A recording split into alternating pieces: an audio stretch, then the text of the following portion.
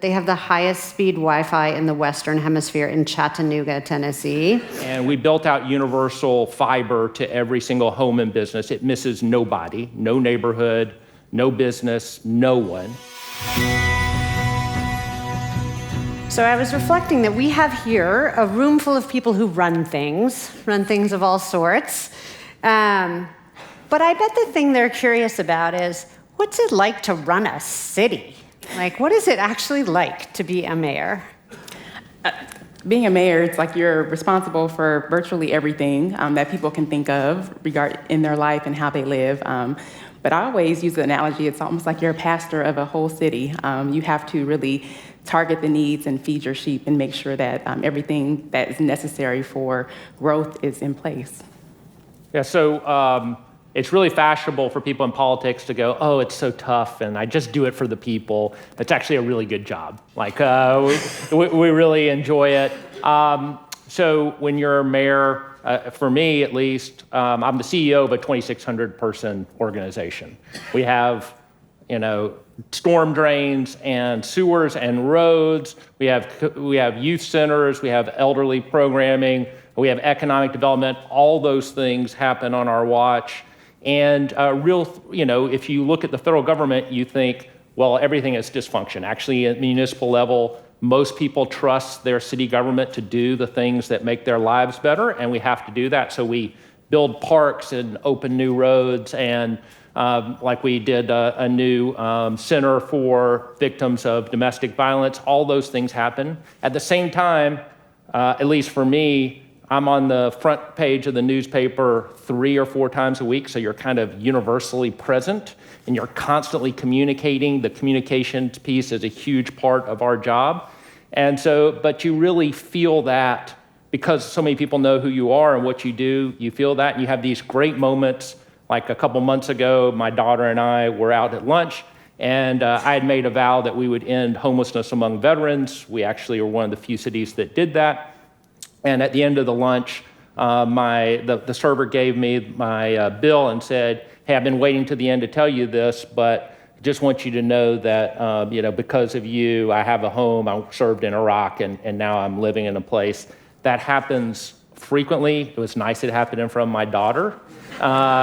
And so you kind of have those moments that are intensely personal, that are real, that happen in a city. There are also, by the way, the corresponding, negative side of that story, also in front of your daughter, but we don't talk about that at Google sessions. All right.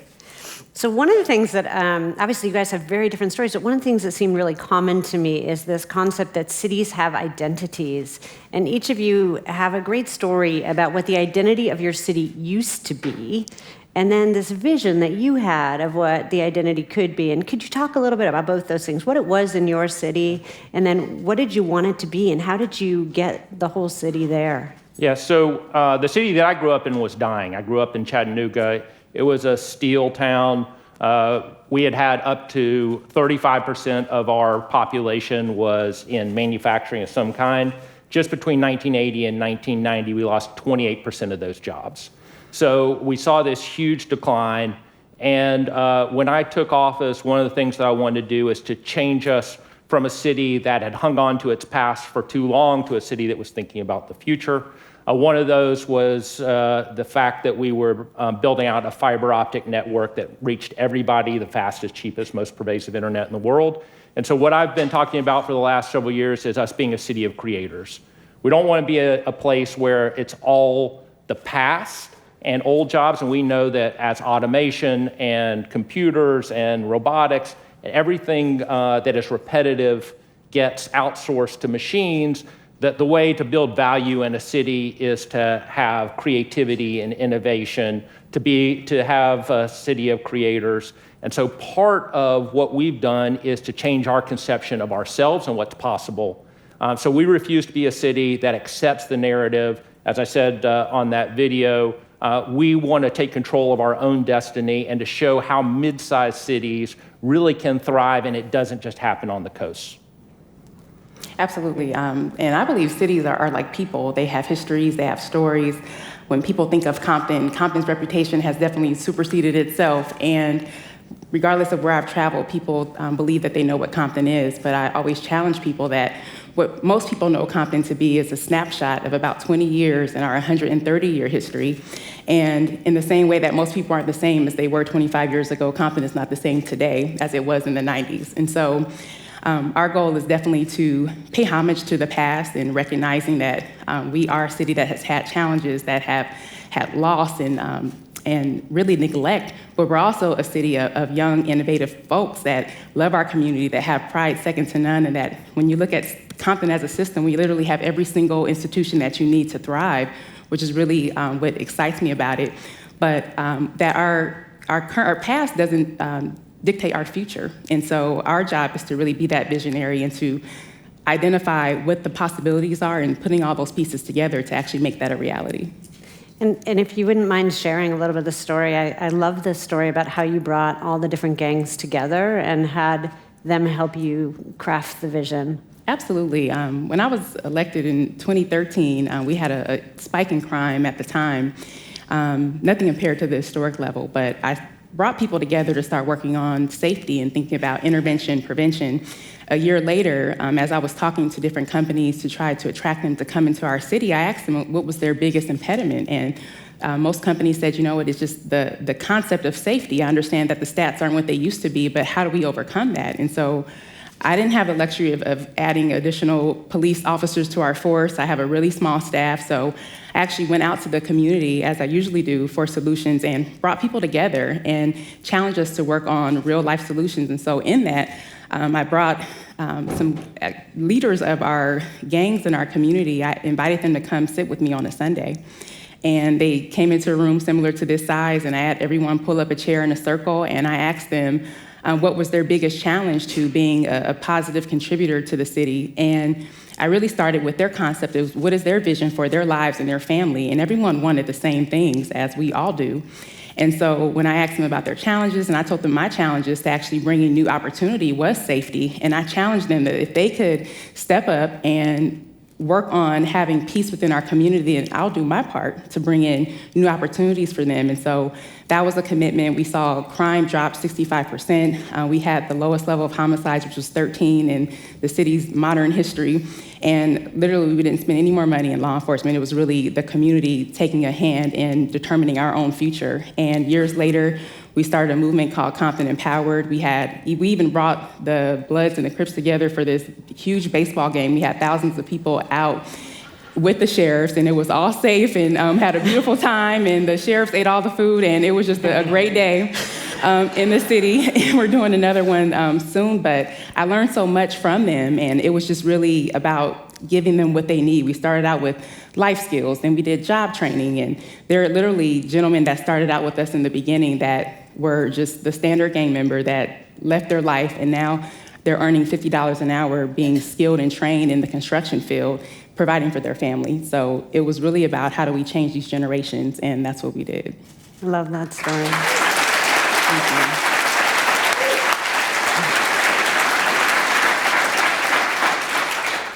I know part of that story is also about them saying they needed jobs, and you have a really compelling story about how you went out and got those jobs into the communities, and then how you helped people kind of fix their records so they could get them. Can you talk a little bit about that, and then we'll talk about the Chattanooga part of that? Absolutely. Just identifying the obstacles and bringing the tools to overcome them. Records was a big issue, people having criminal records, and at the time, there was an initiative called Prop 47 on the California ballot, and so I challenged those people that were impacted to help talk to their family and friends about voting for this measure. And so it subsequently passed a couple of months later, and we were able to bring in teams of lawyers to our community at different times of the year to just do rapid free expungements. And because of that fresh start, people have been able to restore their lives and get a fresh start and be able to be a positive force in their community.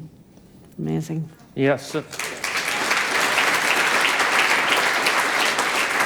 So I think that there are two pieces to this. One is jobs, and the other is income. Mm-hmm. So particularly in 2019, for us, we're at record low unemployment. We actually just had our the lowest unemployment we've ever had in September. We hover around 2.8%, but it's also about income because people often say in 2019, it's not just about me having a job, it's the fact I have too many jobs. I have one real job, a second part-time job, and then I'm trying to get a company off the ground on the side. And so this income piece is important. So we have the 6th highest wage growth in the country. That really fuels our economy because when people have more money, they spend it all locally. And that's been terrific for us. So we've worked on entrepreneurship. The Innovation District has been a big piece of that alongside our fiber network. We've made sure that the skills piece is important. When a company comes in, we just had Nippon Paint, which makes paint for auto manufacturing, and went to our lowest income census tract. We hooked them up with direct job training from the local community college. And then there's this digital equity side, because I do think that so much of the world now is about how you make sure that people in your city have access to the skills that they need to be online, to not only get an email address and to communicate with people, but also how do you start those Google Docs and Google Sheets to coding. You have these different pieces, and so we've spent a lot of time over the last several years thinking about how no matter where you are on the spectrum, you have an entry point from that. Turn on the computer, to use the sheets and docs, to start coding, to be a full stack developer. I really love the way you've approached digital inclusion. I think when we were talking, you said something to me like, even if I get the cost of your internet down to $5 a month, if you don't know how to use it, it doesn't help you. And you have a phenomenal story of training people at every level of those skills. I also love one other thing that you were telling me about. I don't know if you guys caught this, but they have the highest speed Wi-Fi in the Western Hemisphere in Chattanooga, Tennessee. It's incredible. And you have a really great story about how people thought about it before it happened and after. Could you share that? Well, I think this goes back to the conversation we were having earlier, which is communities really have their own identity, and Mayor Brown has done a great job of talking about and working through Compton's identity. For us, we really thought that we were this manufacturing place, and we built out universal fiber to every single home and business. It misses nobody, no neighborhood, no business, no one. And so the day before we turned it on, if you'd said we want to have tech industry in Chattanooga, Tennessee, people would have laughed at you. But when we turned it on, it just changed our conception of what was possible, and allowed us to say, okay, now we've got this thing, what are we gonna do with it? And all of a sudden, if you're a mayor and you start convening people, the constituents don't say, oh, don't be an idiot, right? Instead, they're saying, yeah, I'm gonna come to that meeting and figure out what else we can do to make this possible. And so it can sound a little hokey, but self-conceptualization for communities is really important, and changing and taking control of your narrative allows you to try to achieve that vision. Yeah, absolutely. And I know as you've both dug into this economic opportunity and a little bit of makers and entrepreneurs, you've set up specific places for them to go. Can you guys talk about that? Absolutely. And Andy, you've done just an incredible job, but the power of vision is just so important, and to have spaces where people can come together to talk about vision, to work together, to overcome obstacles is something that usually just doesn't happen by happenstance. You have to be an architect of your culture and put those spaces together. And so in Compton, where we've launched these community conversations just to have a space where people can have academic conversations about issues that impact all of us. And we're on the construction side, we're completely renovating our downtown, but we've worked with the developer for a community benefit pad. So we're actually doing an innovation entrepreneurship hub in the city. And we have different leaders in different sectors from Compton that are working with us on this to create this space where we can bring together our really young community. Compton's a young city, the average age is 30 years old, but to bring them into a space where we can give them the tools and resources that they need to really be great. And I was raised by a single mom, and I saw firsthand that she overcame obstacles with so many challenges, never complained. And myself, I was an underdog. I wasn't projected to succeed. And I know that there's communities of people just like me that if given the opportunity, the space, and the tools, that they can thrive and be an amazing contributor to society. Yeah, so I agree with Mayor Brown. What we want to do in a place like Chattanooga is we don't want to have our assets even 9 blocks away. that's too far. In Silicon Valley, maybe that's fine because there's so much, but we want to create density where we are. The numbers that say patent per square foot, of people per square foot, you've seen all those statistics.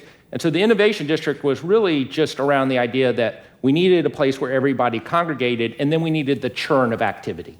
So nonstop programming, things going on all the time, and they have thousands of events per year, built a park that went alongside it, which has been a huge success.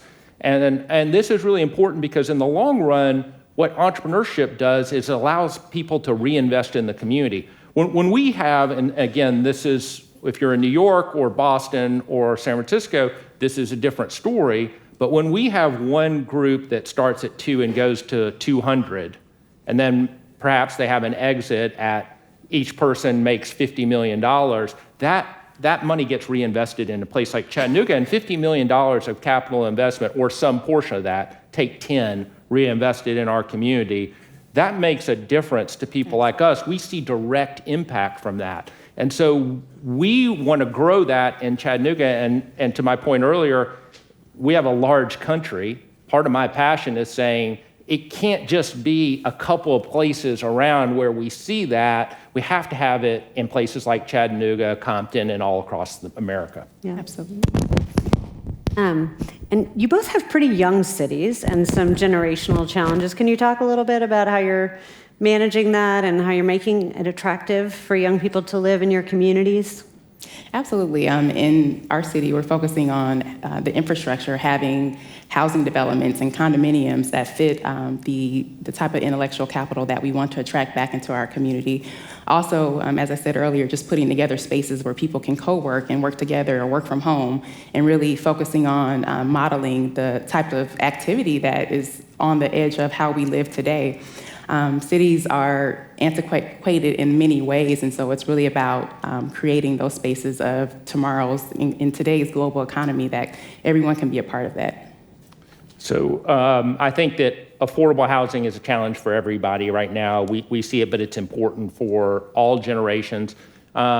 Multi-generations want walkability and high quality of life. We've done things like revamp our music scene to make sure that that is more vibrant in Chattanooga, had huge success with that. And so there's lots of stuff that you do on quality of life that appeals to everybody. But then for us, we've been really focused on early learning. The early childhood piece is critical to me for families.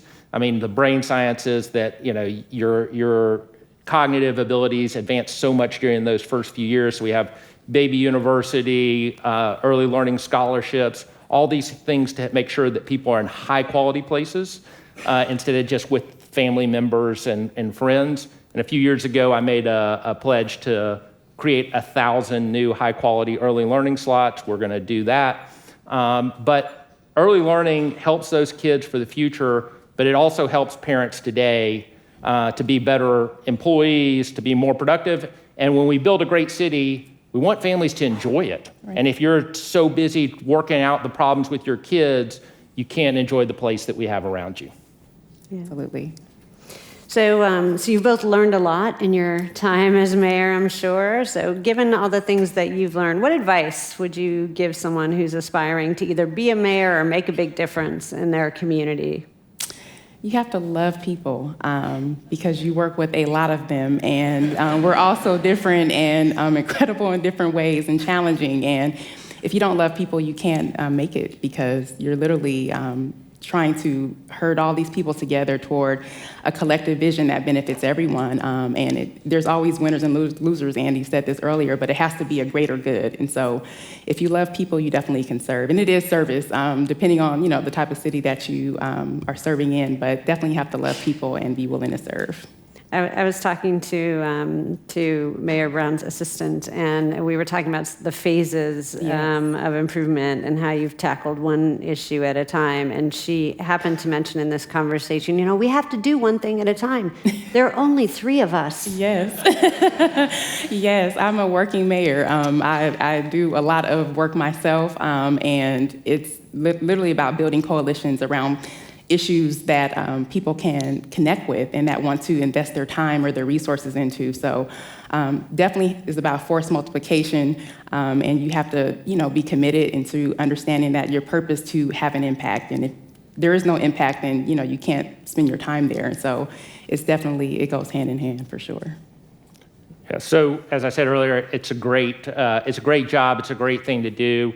As somebody who's term limited, if somebody was just getting started, I would say, you lucky dog. That's nice. I think that great leaders make themselves vulnerable. Mm-hmm. And one of the things that you can do as a mayor is put out a vision that is a little risky and say what you want to do, like in veterans homelessness, or create these 1,000 seats or all kinds of other things. It's only when you make yourself vulnerable do people get in the boat with you. Because when it's easy, then they just trust that it's going to happen. But when you're vulnerable, people internally help, people externally love to be involved. That's when they come up and they call and say, what can I do to be part of this? And so I'd say, make yourself vulnerable and then put your best people on the case. Just awesome. Well said. All right. Well, I see that unfortunately we are already out of time. Thank you both for everything you are doing in your communities and for sharing your story. Thanks for having us.